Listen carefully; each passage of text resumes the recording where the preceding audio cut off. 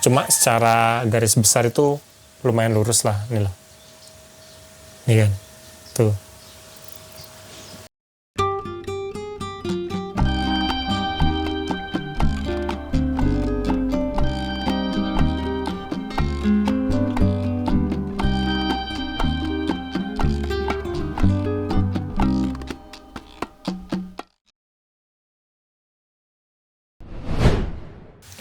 Halo, jumpa lagi dengan saya Diko di Sawan Sayangi Hewan.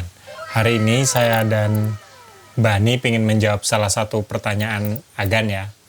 Ini dari @Adiva Sin Salsabila Sudrajat. Dia nanya, Bang, saya mau tanya, kenapa setiap saya adopsi musang ekornya selalu spiral? Pertama kali suka musang tahun 2015 sampai 2017, sekitar 5 ekor tetap spiral, padahal kandang udah besar. Apa salah penanganan?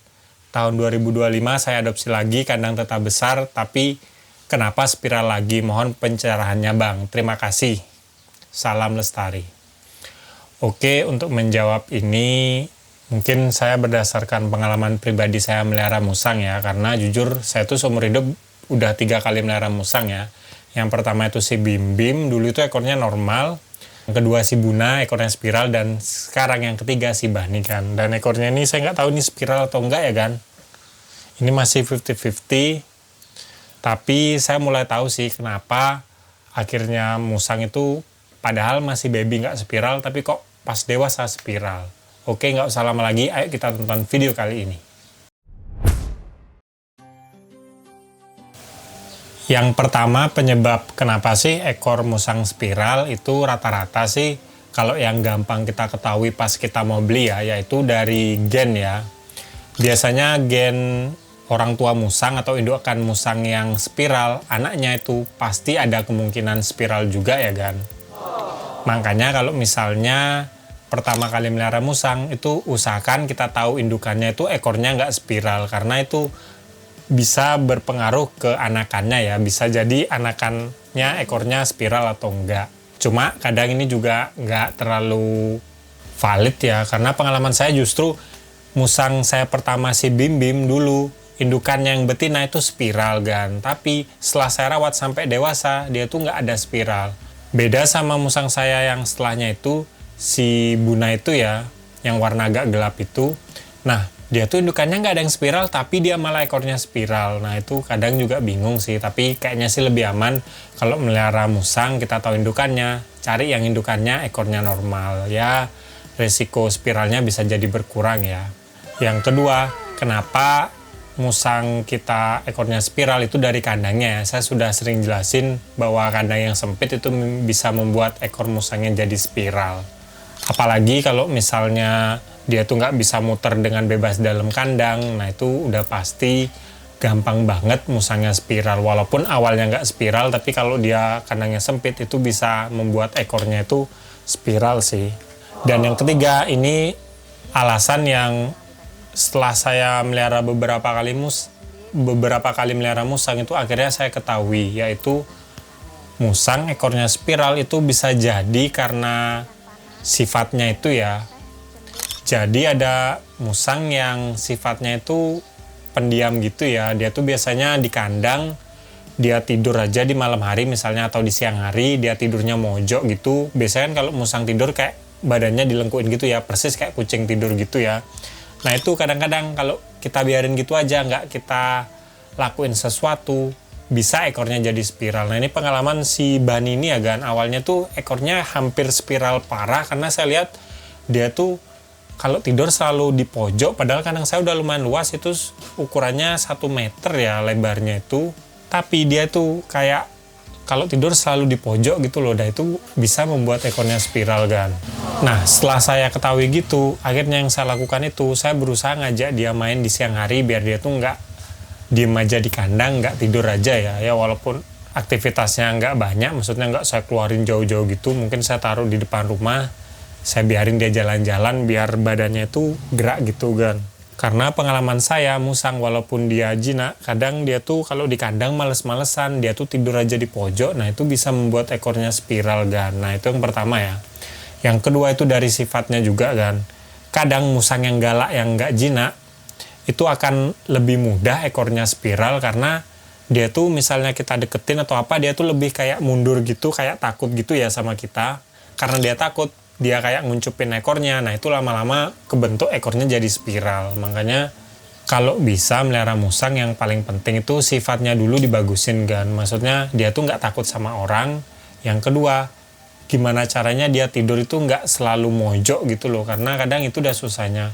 Musang seneng mojok itu, kalau dia tidur kan gini kan, badannya tuh dilengkuin gini. Nah itu bisa membuat spiral kan. Nah itu jujur susah sih. Maksudnya kalau kita jinain, kalau saya sih bisa sih ngusahain kayak di handle, kayak dipegang gitu. Cuma kalau dia ngatur biar dia tidurnya itu nggak miring badannya, nggak diputerin badannya, itu agak susah sih. Yang bisa saya lakuin sih, kalau misalnya dia udah mulai ngantuk kan di dalam kandang, dia tidur, saya majuin aja badannya dan saya berusaha ekornya tuh saya buat lurus gini kan. Nah itu aja sih yang bisa saya lakuin kan. Selain itu juga, kalau misalnya Agan pengen nambahin vitamin itu bisa sih menggunakan kayak kalsium, kalsinut itu, atau minyak ikan ya, itu bagus banget sih buat kayak badannya musang. Tapi kan sebenarnya kalau ekor ini kan ada tulangnya kan, itu paling bagus sih sebenarnya kita kasih kayak kalsium, biasanya kalsium reptil kita campur di makanannya tuh nggak apa-apa banget. Karena itu kayaknya sih itu juga ngaruh ya, karena dulu musang saya si Bim Bim sering saya kasih kalsium, terutama setahun 2 tahun awal dia hidup ya. Saya setiap hari, setiap pagi tuh saya campurin kalsium. Dan musang saya kedua, si Buna, itu nggak saya kasih kalsium sama sekali. Karena itu ngaruh ekor musang saya si Bim Bim dulu lebih bagus ya. Nah kalau si Ban ini, karena saya udah pengalaman itu, sekarang saya rajin kasih kalsium ya, makanya ekornya ya lumayan. Ya saya nggak bilang ekornya ini sempurna ya, tuh. Tapi minimal lebih lurus lah. Kalau Agan nonton video musang saya sebelumnya si Ban itu, dia lebih lengkok ekornya kan dibandingkan ini, lebih belok gitu loh. Kalau ini memang saya agak belok dikit, cuma secara garis besar itu lumayan lurus lah. Ini loh, ini kan, tuh. Buat Agan yang tadi nanya di kolom komentar kenapa musangnya yang melihara 5 ekor atau beberapa ekor semuanya ekornya spiral, mungkin itu tadi Dagan. Kalau saya bisa ringkas sih, yang pertama itu kayaknya indukan udah saya nggak usah peduliin, tapi yang penting itu yang pertama kita kasih suplemen kayak kalsium, itu yang penting ya. Biasanya saya pakai kalsium buat reptil, mereknya tuh kalsinut. Nah itu berbentuk bubuk gitu, campur di makanannya sekali sehari aja ya, mungkin satu kita pegang bubuknya, kita giniin aja udah. Yang kedua, di kandang ya memang kandangnya perlu luas, tapi kita juga harus ngelihat sifat musangnya ya. Kalau musangnya penakut, itu kurang bisa membuat dia tuh kayak di pinggir kandang terus, jadi bisa ekornya miring. Nah itu Agan coba dijinain dulu musangnya. Setelah itu, kalau misalnya dia tidur, kalau tidurnya mojok dan membuat ekornya kayak belok gitu, nah itu juga harus kayak dimajuin gitu loh tidurnya. Gimana caranya biar dia tidur, atau misalnya kasih kayak semacam hammock gitu, atau kayak tempat tidur gantung gitu ya, itu kan biasanya bagus karena biasanya badannya yang di dalam tempat tidur kain yang gantung gitu, ekornya di bawah. Nah itu kayaknya juga bagus sih, soalnya ekor yang spiral tuh kayaknya dari perlakuan setiap hari ya, musangnya terus menerus ekornya dibuletin, nggak diapa-apain, akhirnya dia bisa jadi spiral. Dan juga kalau misalnya Agan punya lahan yang luas gitu, kalau misalnya Agan berani karena merasa musangnya jinak, coba biarin dia naik-naik pohon gitu kan. Dia naik pohon, kadang kan dia akan menggunakan ekornya gini sebagai keseimbangan gitu ya. Nah itu bisa melatih biar ekornya itu tetap lurus, nggak spiral kan. Sebenarnya itu aja sih. Tapi kalau udah spiral yang parah itu jujur agak susah sih ngelurusinnya kan. Kayak musang saya sebelumnya itu ya. Kalau ini sih kayaknya masih bisa diselamatin, makanya setelah saya tahu dia tidurnya selalu di pinggir tuh, saya selalu berusaha biar dia tuh tidurnya agak maju dan ekornya tuh dilurusin kan. Itu aja sih yang saya lakuin kan. Kalau yang lain kayak ngasih kalsium, kayak menjinakkan musangnya tuh udah saya lakuin. Sebenarnya dia nggak takut sama orang ya. Oke, sekian video dari saya hari ini. Kalau suka sama video ini jangan lupa like dan juga subscribe. nantikan video terbaru saya di segmen sawan ini ya. Kalau misalnya agak ada pertanyaan atau mau nambahin tentang ekor spiral pada musang, langsung aja tulis di kolom komentar ya Gan. Mungkin di video ini ada yang nggak saya jelasin, jadi Agan bisa nambahin biar kita belajar bareng tentang ekor musang ya. Nah, sekian dari saya dan nantikan video saya selanjutnya. Terima kasih banyak.